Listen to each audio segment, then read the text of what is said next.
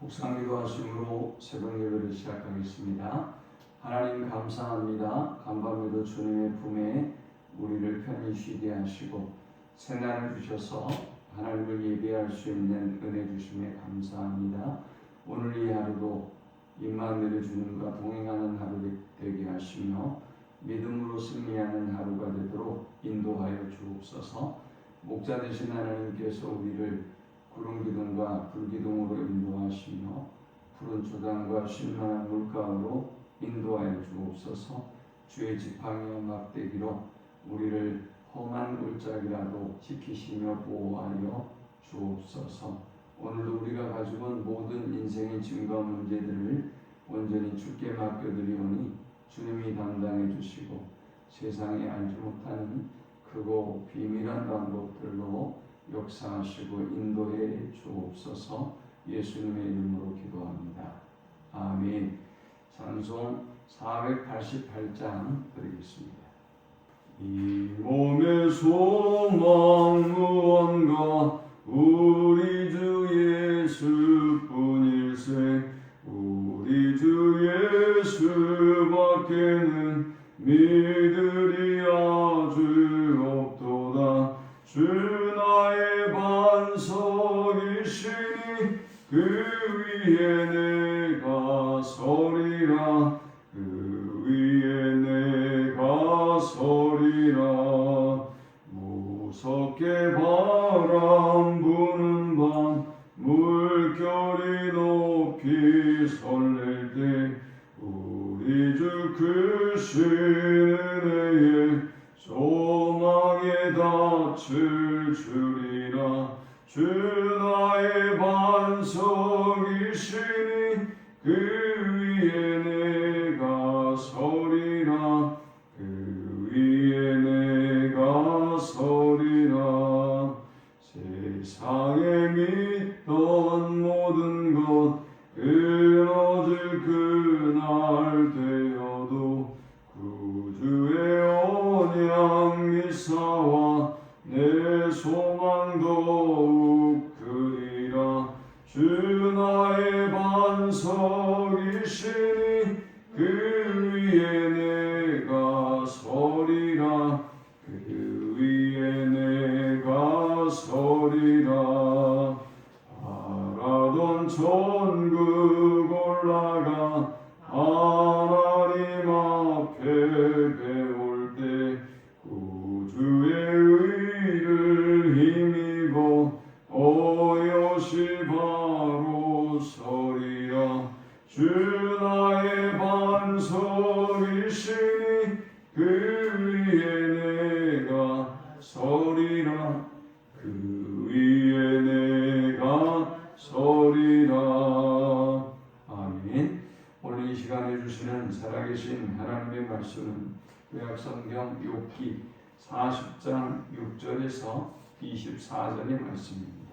그때 여호와께서 폭풍우 가운데에서 욥에게 일러 말씀하시되 너는 대장부처럼 머리를 묶고 내가 내게 묻겠으니 내게 대답할지니라.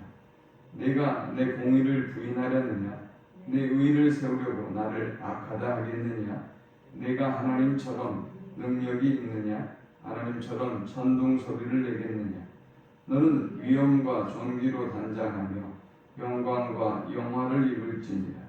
너의 넘치는 노를 비우고 교만한 자를 발견하여 모두 낮추되 모든 교만한 자를 발견하여 낮아지게 하며 악인을 그들의 처소에서 짓밟을지니라.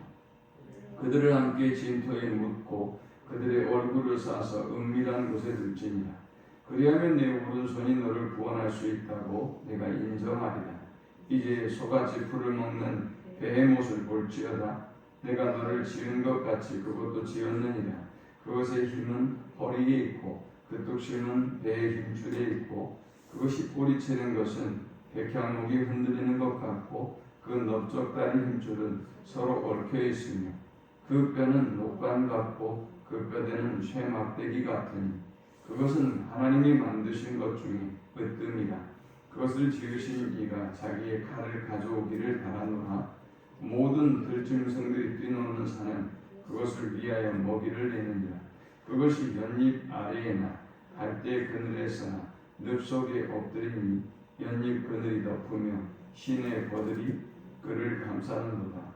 강물이 소용돌이 칠지라도 그것이 놀라지 않고 요단 강물이 쏟아져 그 입으로 들어가도 태어나니 그것이 눈을 뜨고 있을 때 누가 능히 잡을 수 있겠으며 갈고리로 그것의 코를 꿰 수 있겠느냐. 아멘.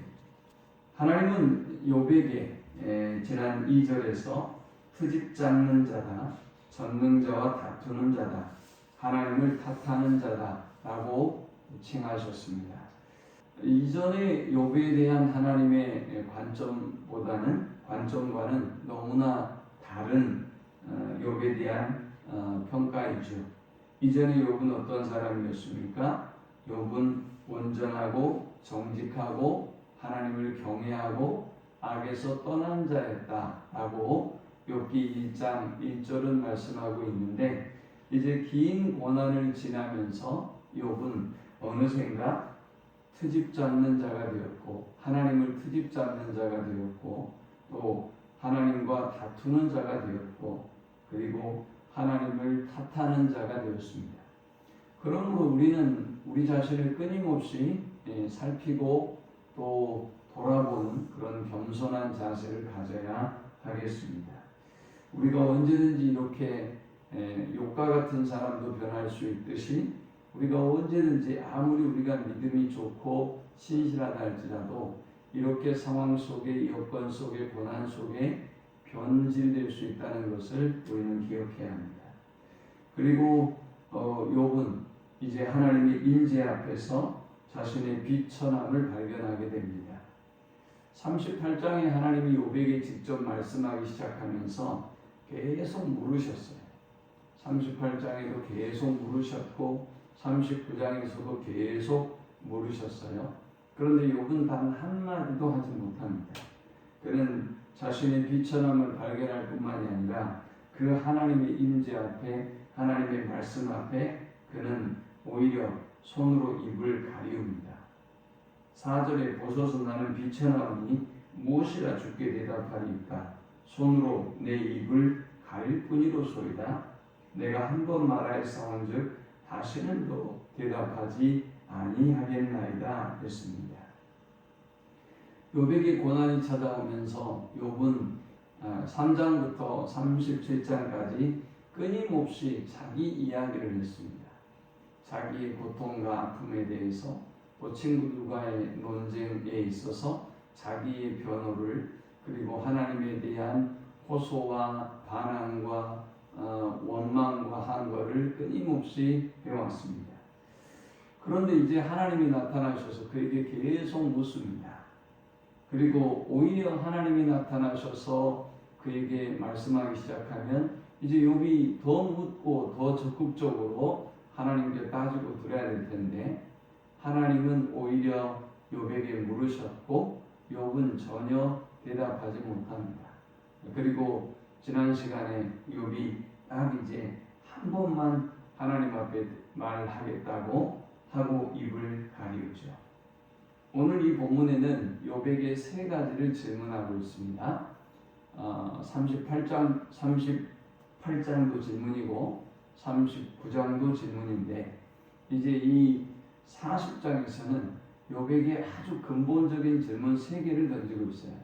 이전에는 창조의 질서, 하나님의 섭리, 하나님의 통치와 다스림에 관한 그런 질문을 하나님이 욥에게 물으셨다고 한다면, 오늘 이 본문에는 3가지의 아주 근본적인 질문을 합니다.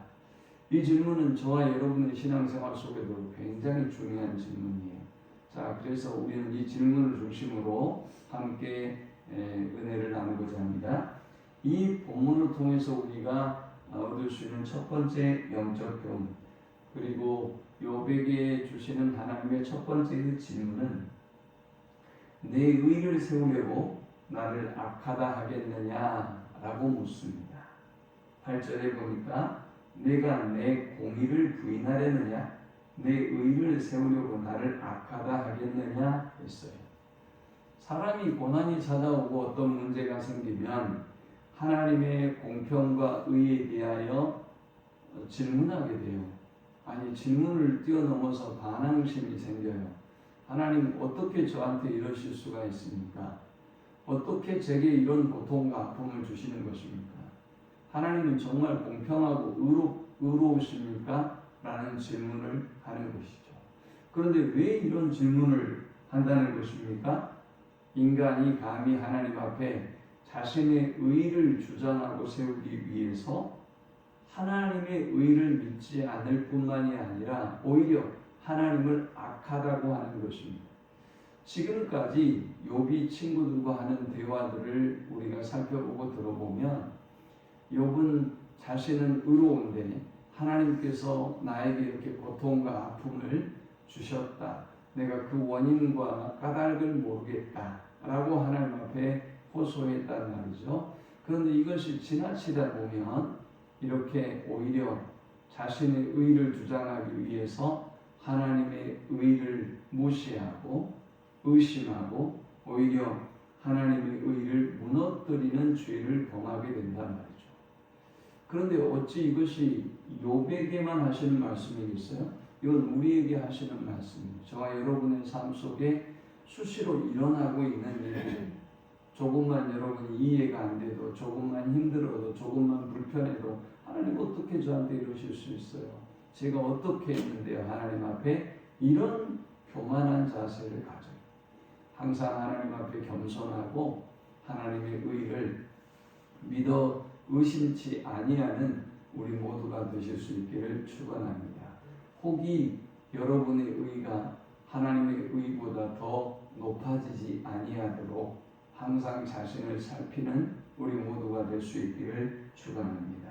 이 본문이 주는 두 번째의 영적 교훈, 그러니까 욥에게 하시는 두 번째의 질문은 9절에 보니까 내가 하나님처럼 능력이 있느냐라는 것입니다. 내가 하나님처럼 능력이 있느냐? 하나님처럼 천둥소리를 내겠느냐? 이 질문은 38장과 39장에도 많이 등장하는 질문이죠. 그러면서 하나님이 어떤 능력에 대한 이야기를 하느냐? 10절에 보니까 너는 위엄과 존귀로 단장하며 영광과 영화를 입을지니라. 너의 넘치는 노를 비우고 교만한 자를 발견하여 모두 낮추되 모든 교만한 자를 발견하여 낮아지게 하며 악인을 그들 처소에서 짓밟을지니라. 그들을 함께 진토에 묻고 그들의 얼굴을 싸서 은밀한 곳에 둘지니라. 그래야면 내 오른손이 너를 구원할 수 있다고 내가 인정하리라 했습니다. 먼저 욥에게 하나님이 말씀하셨어요. 너는 노를 가라앉혀라. 너의 넘치는 노를 비우라 라고 말씀하셨어요. 욥이 하나님의 공의를 의심하게 되는 이유는 뭡니까? 넘치는 분노 때문이에요. 하나님 어떻게 이러실 수가 있어요? 하나님에 대한 서운한 감정 때문이죠. 우리가 우리의 뜻대로 되지 않으면 이렇게 우리의 분노가, 우리의 서운함이, 우리의 고집이, 주장이 나오게 돼 있어요. 하나님이 너를 가라앉히라는 거예요. 비우라는 것입니다. 도대체 무슨 말씀을 하려고 하시는 것일까요? 욥은 생각하기를 이 땅이 이렇게 불의한 이유는 하나님께서 이 땅을 혼란에 빠지게 하고 하나님께서 이렇게 불의에 빠지게 했기 때문이라고 욥이 생각하고 있었어요. 그리고 친구들과 대화 속에 그렇게 주장했어요. 하나님이 지금 이렇게 하신 것입니다. 이 땅을 하나님이 이렇게 만드셨습니다. 라고 말이죠. 우리가 그런 생각과 그런 이야기를 많이 해요. 저 믿지 않는 사람들도 왜 도대체 하나님이 세상을 이렇게 놔두는가? 우리도 왜 악인들을 저렇게 놔두는가라고 함부로 원망하며 불평할 때가 많이 있죠. 그런데 하나님이 말씀하시기를 내가 악인들을 심판하고 이 땅을 공의로 통치하셨다면 네가 해봐라 라고 지금 말씀하고 있는 것입니다.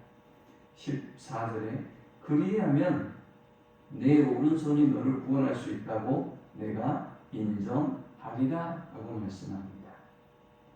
한마디로 하나님은 내가 하나님처럼 능력이 있느냐? 라고 9절에 말씀하고 있는 것입니다. 하나님의 첫 번째 질문은 뭐였죠? 의에 대한 질문이었어요.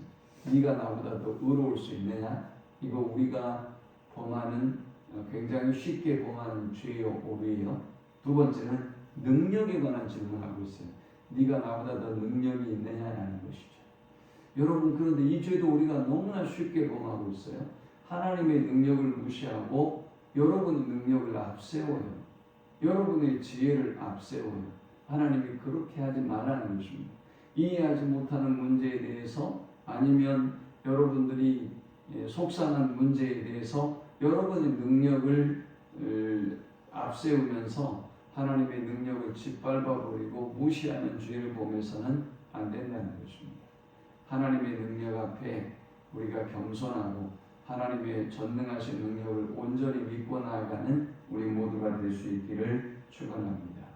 마지막 세 번째는 내가 세상의 으뜸이냐? 라고 질문합니다. 이 질문은 직접적인 의문문으로 이루어진 질문은 아닙니다. 그런데 하나님이 이 질문을 하면서 베헤못이라고 하는 동물을 하악과에 속한 초식동물을 예를 들고 있습니다. 이 베헤못이라고 하는 동물은 어떤 동물인지 사실은 잘 모릅니다. 알려져 있지 않습니다. 그러나 크고 강하여서 사람이 다룰 수 없는 동물일 것이다 라고 보고 있습니다. 그런데 참으로 놀라운 것은 19절에 보니까 그것은 하나님이 만드신 것 중에 으뜸이라 그것을 지으신 이가 자기 칼을 가져오기를 바라노라 했습니다. 하나님은 베헤못이라고 하는 동물을 들면서 하나님이 만드신 것 중에 으뜸이라고 했습니다. 왜 이렇게 말씀하시는 것일까요?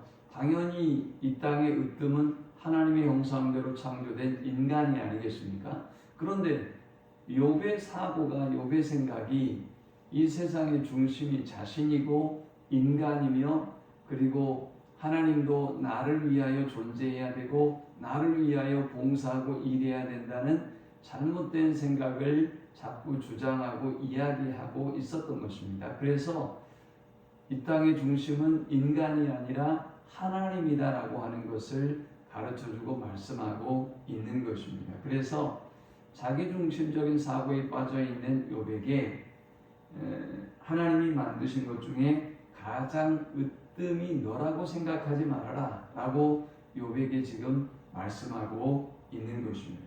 우리는 자꾸 그런 착각에 빠져요. 세상의 중심이 나인 것처럼 또 모든 일과 상황들이 나를 중심으로 이루어져야 하는 것처럼 생각하고 판단합니다. 그러므로 우리는 이 세 가지 질문에 주의해야 하겠습니다. 오늘 굉장히 중요한 질문을 하고 있어요. 의에 대한 질문을 하고 있고 네가 너의 의를 주장하기 위하여 나의 의를 무너뜨리면 되겠느냐? 라고 질문했고 세상이 불공평합니다. 세상이 왜 이렇습니까? 라고 네가 주장하면서 내가 하나님과 같은 나와 같은 능력을 네가 가지고 있느냐? 능력에 대한 질문을 했습니다. 세 번째는 중심에 관한 질문을 했습니다. 누가 중심이냐? 하나님이 중심이 되어야 되는데 내가 중심이 되어버렸구나 라고 지금 말씀하고 있는 것입니다. 끊임없이 우리의 삶에는 이해할 수 없는 일들이 많고 또 이해할 수 없는 고통과 아픔이 많이 있지만 하나님의 의를 분명히 믿고 하나님의 능력을 신뢰하고 또 이 땅을 중심이 되신 하나님께서 하나님의 질서와 뜻대로 인도하고 계심을 알고 우리가 사실 아주 미약한 인간이고 그리고 하나님의 피조물 중에 그냥 하나라고 생각한다면 우리가 날마다 감사하고 날마다 하나님을 찬양하고 영광 돌릴 수밖에 없지 않겠습니까? 그러나 우리가 중심이라고 생각하기 때문에 항상 문제를 일으키고 문제가 되고 오해와 착각에 빠지는 것입니다. 오직 하나님이 이 땅의 중심이시며 또 우리의 삶의 중심이심을 고백하는 우리 모두가 되시기를 축원합니다. 하나님 감사합니다. 귀한 말씀을 통해서 은혜 받고 깨닫습니다. 주신 말씀대로 우리의 삶의 중심이 오직 하나님임을 오직 하나님만이 의로운 분임을 하나님만이 오직 능력의 하나님임을 온전히 고백하고 살아가는 저들이 되어지도록 인도해 주옵소서. 예수님의 이름으로 기도합니다. 아멘. 지금은 우리 주 예수 그리스도의 크신 은혜와 성부 하나님의 극진한 사랑과 성령의 인도 교통 충만케 하심, 오직 하나님만이 우리의 삶의 중심이요 또 우리의 의의가 되시며 또 하나님만이 전능하신 하나님임을 온전히 고백하며 살기를 소망하는 모든 주의 백성들의 머리 위에 이제부터 영원토록 함께 있을지어다. 아멘.